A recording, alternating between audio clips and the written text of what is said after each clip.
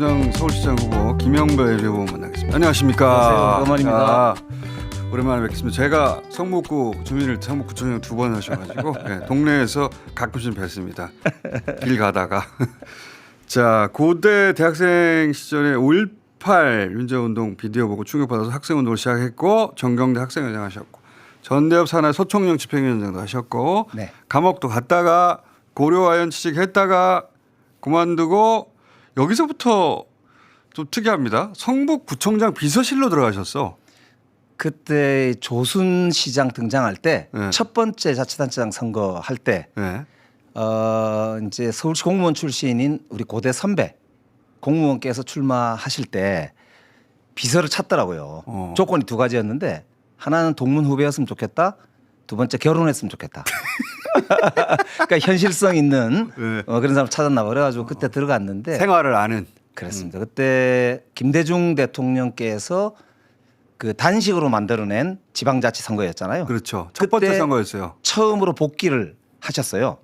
그래서 그날 선거가 딱 시작되는 날 아침에는 관악구 유세를 하시고 저녁 때 성북구를 오셨었거든요. 그래서 그때 정말 인상적이었죠. 그걸 잊지 못합니다.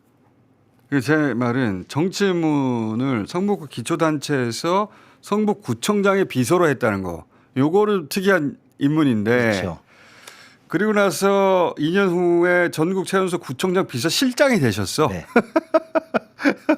그러다 제가 유학 하면 갔고. 잘해요. 예. 네, 그러 비서를 굉장히 잘한다는 얘기인데. 미국 유학 갔죠. 예. 유학 갔다가 2002년 노무현 대통령 되는 그 선거에 돌아오셔가지고 노무현 후보 비서실장의 보좌관. 맞습니다. 그때가 그 노무현 후보가 정몽준 후보하고 네. 단일화를 하라고 당에서 후단협이 노무현을 거의 끌어내리려고 했던 때예요. 그랬대. 그래서 9월 말에 신계륜, 우상우, 이인영, 임종석 등 그 386들이 전격적으로 노무현 선대위에 결합합니다. 그때 따라 그때 다. 같이 간 거. 우리가 같은 세대였기 때문에 그렇구나. 그때 결합해서 대선 치르죠. 그분들 한 세대 뒤죠, 바로. 맞습니다. 네. 그래서 이제 노무현 청와대 행정관 거치고 비서관 거치고 2007년에 성북구에 국회의원 도전했는데 떨어지고 당내 경선에서 그때가 이제 패족할 때인데 경선도 안 시켜줬어요. 탈락했고 안희정 말대로 예. 패족되죠. 예. 그리고 2010년 지방선거에서 첫 도전했다가 구청장에 당선되시고 그때 제가 그 성북구에 살 때라 당선되신 후 구청에 가서 한 5분 정도 추가한 것 같은데. 맞아요. 그때 그리고 2014년에 재선되시고 18년 문재인 청와대에 들어가가지고 정책조정 비서관이었던가요? 처음에 정책조정비서관, 정책실 총괄비서관이고요. 나중에 민정비서관. 나 뒤에 6개월은 민정비서관이죠. 그리고 드디어 2020년에 십몇 년 만에 성북구 국회의원 당선. 그리고 4년 후에 또 재선. 그런데 올해 이제 서울시장 네, 출마 선언하셨는데 제가 중요한 거 다 소개했죠 지금. 그렇습니다. 뭐 하나 빠졌다면 노무현 대통령 돌아가시고 직후에 이해찬 총리, 한명숙 총리 등과 만든 시민주권에 제가 사무처장을 맡았고 그때 발생했던 게 한명숙 사건이었어요. 제가 한명숙 공대위의 사무처장을 동시에 맡았기 때문에 그때 1심 무죄를 이끌어낸 핵심 라인이 이해찬, 김영배였습니다. 그랬던 걸로 기억나요. 예. 저도. 제가 고곡 1심 무죄 나오자마자 바로 성북구청장 경선으로 뛰어들었거든요. 이제 커리어를 보면 이제 학생운동, 기초단체, 청와대, 기초단체장, 국회의원, 이제 광역단체장. 네. 자연스러운 흐름이긴 합니다. 근데 왜 지금 서울시장 도전하시는 거예요? 오래 준비를 해왔고요. 저는 무엇보다 이재명 대통령 시대가 열리면서 드디어 우리가 2010년 이재명 대통령과 저희가 입사 동기잖아요.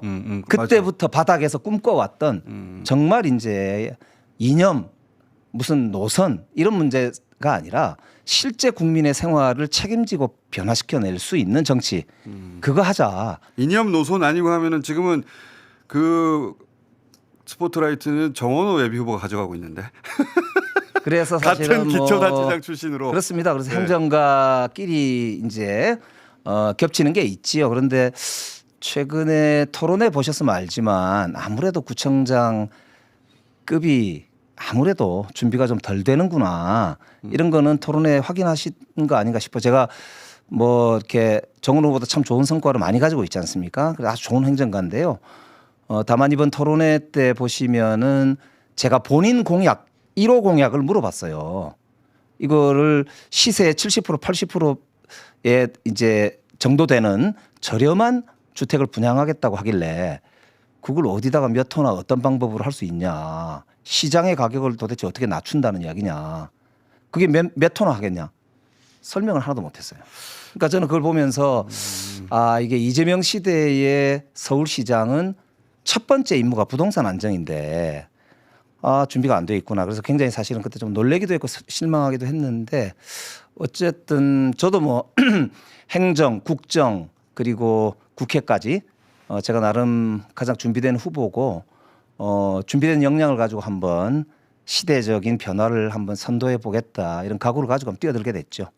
근데 이제 같은 서울의 구청장 출신인 정원호 후보는 지금 크게 주목을 받고 각종 조사에서 이를 달리고 있는데 구청장 2번에 국회의원 2번까지 한 본인은 왜 그럼 덜 주목받고 있는 거예요? 뭐가 문제였던 거예요? 이게 이제 아무래도 대통령께서 픽을 했다. 이게 이제 우리 다 아는 이야기잖아요. 그래서 저는 대통령께서 픽을 했다기보다 칭찬을 한 적이 그렇죠. 있죠. 예. 그건 굉장히 좋은 일이라고 저는 생각해요. 네. 왜냐하면 이재명 대통령도 기초단체장 시절에 꿈꾸던 정말 세상을 한번 바꿔보자라고 하는 우리의 다짐들 이게 한번 실현되는 시대를 열어야 되겠다 이런 문제의식을 분명히 표현하신 거거든요. 근데 그 이전에도 물론 칭찬을 하셨지만 그 이전에도 일일이를 다퉜거든요. 네, 잘했어요. 그러니까 본인은 왜 안 되고 그분은 된 겁니까? 근데 저는 그 전에는 사실은 이제 문재인 정부 일을 했었잖아요. 네. 그러다 보니까 이재명 정부 탄생하는 과정에서 사실은 뭐 제가 주역이라고 저도 기여는 열심히 했지만은 뭐 꼭 그거는 볼 수는 없어서. 정원호 후보도 기여한 바는 없는데. 근데 이제 대통령께서 이제 이렇게 그 칭찬이 잘했다 이렇게 한 게 이제 결정적으로 사실은 영향을 준 거는 사실이죠. 그 칭찬 전에도 높았다니까요. 지금 우리 후보님보다. 예. 아이 포텐셜이 있다니까요. 예, 그래서 제가 궁금한 거는 예. 분명히 같은 서울구청장 출신 경력을 가지고 있고 2번이나 했고 국회의원 2번 덤이잖아요. 그 청와대 현역도 있잖아요. 그러니까 스포트라이트를 받으려면 본인이 먼저 받았어야 되는데 제가 그 이제 이유를 지금 제가 그러니까 뭐 우리 유권자들 당원들께 그만큼 지지받는 그동안 정치 활동을 덜 해오거나 못 해온 거죠. 그러니까 그 반성에서 사실 이번에 또 서울시장 출마한 이유도 있습니다. 진짜 나를 한번 테스트 해보고 주민들께 국민들께 당원들께 한번 보여드리고 평가를 한번 받아보자 이런 생각도 있고요. 그래서 저는 당당하게 이번에 경선을 끝까지 한번 임해보고 뭐 스스로 저 평가를 한번 받아보려고 합니다. 그러니까 이때까지 정치 활동 바쁘게 해왔는데 정신없이 비서실부터 시작해가지고 지금 거의 30여 년간 여기까지 왔는데 내가 잘 해왔는지 성적표를 제대로 받아보자. 그러니까 특히 요즘은 그런 의미도 이제 있다. 1인 1표 시대로 바뀌고 첫 번째 경선 아닙니까? 그렇습니다. 당원 주권 시대가 열렸다 이렇게 하니까요. 그러면 그 전에는 사실은 다 꼭 1인 1표는 아니었다만 슈퍼대의원도 있고 그렇죠. 정치인들 간의 평가 같은 거가 많이 중요했고 뭐 전력 공천도 있고 컷오프도 예, 있고 막 그래서 그랬는데 거기다가 또 가문 간에 쉽게 말하면 가문 간에 또 대표 선수를 가문 내에서 또 밀기도 하고요. 가문. 그래 왔지 않습니까? 그랬죠. 그런데 이제 지금은 그야말로 그런 거 없고 이제 순수하게 당원들과 평가를 통해서 이제 공직자가 선출되는 구조로 바뀌었단 말이에요. 이제 새로운 정치 시대가 열린 거예요. 기회가 열렸죠. 그래서 저는 이재명 대통령 당선되시는 거 보고 나도 이제 한번 정치를 하려면 진짜 당원들한테 평가를 받아야 되는구나. 그래서 저도 스스로 한번 도전해 보려고 하는 생각을 하게 된 거죠. 이재명 대통령의 행보가 그 기초단체장을 거치신 분들한테 굉장한 영감을 주신 것 같아. 그건 맞습니다. 지금 최초의 사례 아닙니까? 맞습니다. 이게 정말 역사적으로도 대단한 일입니다. 그러니까 미국이 주지사 출신의 대통령이 나오기 시작한 게 1960년대부터거든요. 카터도 마찬가지였고 쭉 이제 유수한 오바마하고 최근에는 아버지 부시하고 몇 명 안 됩니다. 트럼프하고 주지사 안 한 사람들은요. 근데 그래서 성적을 가지고 실적을 가지고 평가를 받는 게 일반적인 미국의 시스템인데 미국에서도 주지사를 안 하거나 상원의원을 안 한 사람이 대통령이 되는 경우는 거의 없습니다. 그렇죠. 트럼프가 아주 특이한 현상. 네. 근데 트럼프는 아시다시피 3번인가 도전했거든요. 여러 번 도전을 통해서 이제 자기 네임밸류를 만든 사람이고 방송을 전국적으로 스타였지 않습니까? 그러니까 그런 점들이 이제 있는데 사실 기초단체장이 대통령이 된다는 것은 정말 혁명적인 일이지요. 혁명적인 이고 이제 앞으로는 계속 될지도 모르겠어요. 이제 왜냐하면 그 그렇습니다. 효용을 봤으니까 맞습니다. 그 민생을 직접 경험한 사람들이 다르구나 하는 거를 지금 그러니까 현실 감각이라고 하는 거를 그러니까 예를 들면 이런 거예요. 아니 우리 동네가 예를 들어서 이 발전되긴 하지만은 한편으로는 그늘도 있어서 쫓겨나는 젠트리피케이션이라고 하잖아요. 쫓겨나는 분들도 있구나.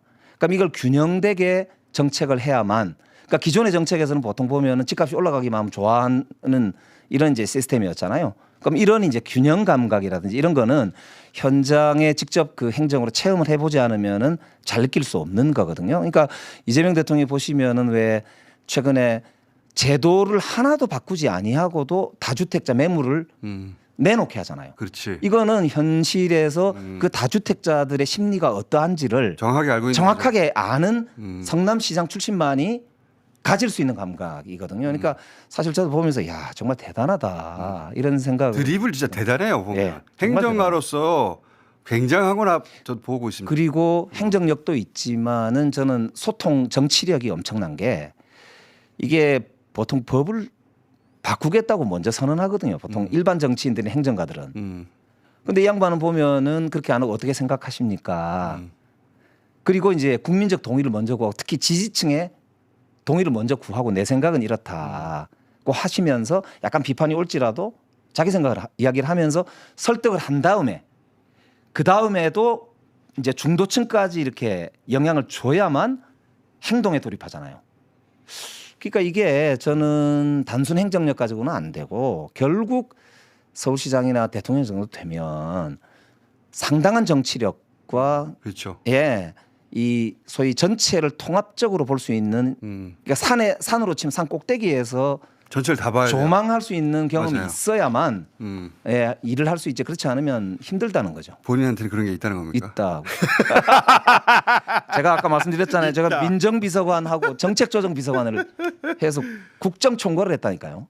그 지금 원투펀치가 정원호, 박주민 정도 되는데 예. 그분들 중 적어도 한 사람은 제쳐야 결선에 갈 거 아닙니까? 그 저는 이제 현실적으로 현실적으로 행정력끼리 붙여주시면 좋겠다고 생각하고 있습니다. 그렇군요. 근데 저는 정치력까지 겸비했기 때문에 그럼 박주민 후보를 제쳐야 되는데 예. 전현희 후보도 제쳐야 되고 그리고 이제 본선을 가면 예. 유권자- 본선을 어떻게 갑니까? 그 전략이 지금 필요한데 오늘 도와달라고 나온 거예요. 김일병을 좀 구해주세요. 예. 제가 구하지는 못할 것 같고 본인을 구해야 되는데 나만의 강점은 뭡니까? 나만의 강점. 삼박자 후보입니다. 아까 말씀드린 대로 행정, 정치, 외교까지를 두루 아우르고 있는 준비된 후보고요. 그거는 토론회를 한 번만 돌려보시면 김영배가 그래도 토론은 역시 제일 잘하는 거야. JTBC 토론을 잘했다고 생각하시는구나 지금. 그렇습니다.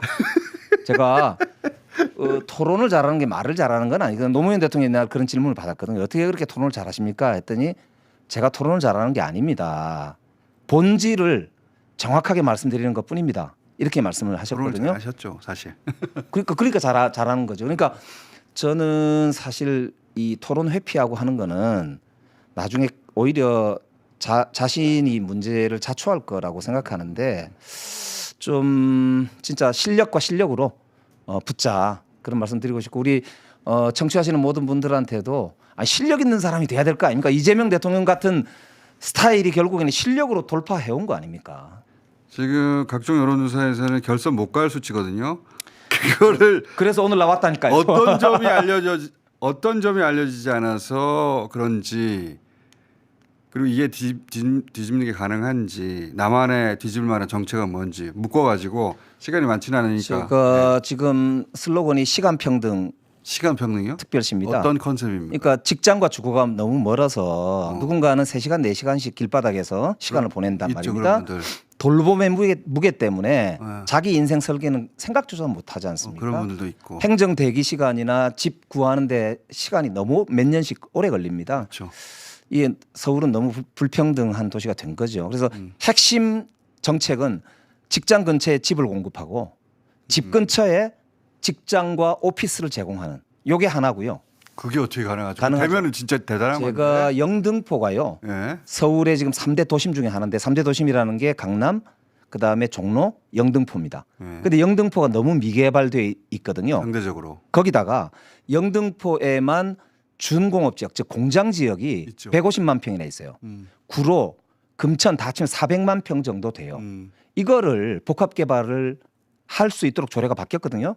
그걸 복합 개발을 하면은 거기다가 구로, 금천, 마곡 이 일대에 있는 젊은이들을 포함해서 싸고 괜찮은 주택과 양질의 이 주거 상황을 만들어낼 수가 있습니다. 그게 제 핵심 공약이고 제2의 강남을 거기다 만들겠다라고 하는 거고요. 예를 들어서 예전에 구록공단이라고 불렀던 그 네. 지역을 복합 개발을 해서 맞습니다. 거기 출퇴근하는 사람들이 그 근처에 살게 만들겠다. 맞습니다. 그렇게 하고 이제 4대 메가시티라고 해서 창동 상계 거기도 부심 중에 하나고요. 온수 지역, 이 구로 가까운 데죠. 그다음에 은평구 그 고향하고 가깝지 않습니까? 송파 쪽, 요 밑에 하고 가깝거든요. 그러니까 그런 지역에 이제 주거와 직장이 이제 존재하는 그런 직주 근접 자족 도시 개념을 이제 갖고 개발을 경기도하고 힘을 합쳐서 하면 된다. 이게 이제 하나의 제가 생각하는 방향이고 그게 설계도 다 해놨습니다. 그래서 성장하셨으니까 서울 지도가 머릿속에 계시는구나. 맞습니다. 그리고 두 번째가 뭐냐면 경전철 포함해서 10분 역세권인데 이제 금천구에 전철역이 4개고요. 강남이 31개입니다. 이게 말이 안 되잖아요. 근데 경전철 놔달라고 그러면 아이고 경제성 없으니까 안 된다 그래요. 이게 일종의 악순환이거든요. 아니 우리가 강릉 KTX 뚫을 때 똑같은 비판이 있었습니다. 지금 강릉 KTX 난립니다. 그러니까 결국에는 공급이 수요를 창출하기도 하고요. 또 기본적으로 기본권, 시간 접근권의 기본권을 저는 줘야 된다 이렇게 보는 거죠. 그러니까 공간 위주의 도시 개발은 결국 기득권만 강화합니다. 시간 개념을 넣어서 나도 10분 안에 우리 집 근처에 좋은 전철역을 가질 권리가 있어. 나도 우리 애들 데리고 손잡고 공원, 도서관, 한강에 접근할 권리가 있으니 10분 안에 그런 거 만들어 줘야 돼. 이렇게 행정의 패러다임을 바꾸자라는 주장을 하는 건데요. 이게 충분히 가능합니다. 재정적으로도 제가 다 계산해 놨고요. 박주민 후보는 그거 못해요? 박주민 후보는 행정을 안 해보셔가지고 약간 방향성 중심으로 말씀을 하시던데 행정은 역시 해본 사람이 하지 않습니까? 근데 최근에 저희가 이제 댓글로 많이 올라오는 게 그 노무현 대통령 얘기하셨는데 노무현 대통령을 비판한 토론회에 가셨다고. 제가 그거 사실 가서 깜짝 놀랐어요. 모르고 가신 거예요? 네, 저는 아주 작은 방에서 하는 건 줄 알고 갔는데 저는 문제의식이 그런 거였어요. 그러니까 새로 우리 당에 들어오는 분들을 우리가 좀 환영해 주면서 같이 좀 넓은 그러니까 대통령 지지율이 계속 올라가잖아요. 그러니까 환영하고 좋아요. 그 정도 생각으로 갔는데. 예, 그런 정도만 생각을 한 거지요. 그리고 앞으로도 저는 그렇게 해야 된다고 생각해요. 이재명 대통령이 실용 정치, 생활 정치를 통해서 우리 중도 확장을 통해서 극으로 가고 있는 국민의힘을 대체할 수 있는 확실한 기반을 지금 만들고 계시기 때문에 저는 그거를 뒷받침해 주는 게 서울시장이 당장 해야 될 핵심적인 일이라고 보거든요. 그렇기 때문에 근데 이제 문제는 너무 공격하더라. 너무 그걸 당내 권력 투쟁에 활용하는 이런 식의 저는 움직임도 그건 절대 저는 옳지 못하다고 잘 생각합니다. 모르고 가신 것이다. 예. 어떤 얘기가 나올지. 그 성북구청장 2번 하시면서 내가 단체장 하니까 이렇게 달랐어. 한 2가지만 자랑해 봤어요. 우선 친환경 무상급식을 제가 취임하자마자 3개월 안에 해가지고 오세훈이 그거 반대하다 쫓겨났죠. 첫 번째. 맞아요. 그래서 박원순 시장이 바로 등장해서 1호 결제가 친환경 무상급식 실시했습니다. 맞아요. 그래서 친환경 무상급식 시대가 열린 거예요. 맞아요. 김영배가 오세훈을 쫓아낸. 그 저는 이제 그 주민이었기 때문에 그 과정을 봤는데 근데 그 공을 본인이 다 가져가지 못했어요. 저는 원래 그 일하지. 홍보가 지금 굉장히 취약한데 보니까. 예, 그런 거 뭐 별로 그렇게 중요하다고 생각 안 자, 하니까요. 첫 번째 알겠고요. 두 번째는 생활임금 도입이에요. 지금 기후부 장관하는 김성환 노원구청장과 제가 최저임금 때문에 엄청 논쟁이 많을 때 그때 최저임금이 5,000원 정도밖에 안 됐을 때입니다. 제가 생활임금제 노동자도 자신의 생활이 가능한 임금을 받아야 되지 않겠느냐. 공공분야부터 하자. 그리고 이걸 시장으로 확대하자. 그래서 실제로 전국 최초로 이제 노원구하고 우리가 도입을 해가지고 노원 성북이 사실은 생활임금의 메카입니다. 그리고 노동계에서도 엄청나게 사실 주목을 받은 그분은 거고요. 장관 되셨는데. 그러게요. 저도 어떻게 서울시장 이번에 다 지금 정원호 후보는 1위를 하고 있고 그분은 장관 되셨고 다 잘 되고 있는데 본인은 지지율도 안 나오고 있어요. 예 이제 오늘부터 어떻게 잘 해볼게요. 자, 그러면 본인만의 공약 혹은 아직도 김영배가 어떤 사람인지 잘 모르는 유권자들에게 권리당원들에게 먼저 예. 당원 동지 여러분, 지금 당원 주권 시대가 뭐겠습니까? 당원들 한 분 한 분의 판단이 저는 세상을 바꾸는 것이라고 생각하고요. 김영배는 서울 시민의 하루 특히 1시간씩 돌려드리는 첫 번째 시장이 되려고 합니다. 여러분들 하루에 1시간 더 생기시면 뭐 하시겠습니까? 우리 청년들에게는 새로운 미래를 준비하는 시간이 되고 우리 아이들과 부모님들한테는 서로의 눈을 마주칠 수 있는 따뜻한 시간이 될 거라고 생각합니다. 기회와 도전의 도시가 되어야 되지 않겠습니까? 이제 서울은 너무 불평등하고 너무 멉니다. 너무 비싸고 이제 그 문제 해결할 수 있도록 시민들과 손잡고 진짜 이재명 시대 효능감 있는 생활 정치를 할 준비된 후보 필요합니다. 김영배 한번 봐주시고 이번 경선 끝까지 완수할 수 있도록 도와주셨으면 좋겠습니다. 최선을 다하겠습니다. 네, 김영배입니다. 자, 오늘 여기까지 하고 본선 가시면 저희가 당연히 다시 모실 건데 본선 못 가면 따라 모실게요. 감사합니다. 자, 오늘 여기까지 하겠습니다. 감사합니다. 네, 도와주셔서 고맙습니다. 자, 내일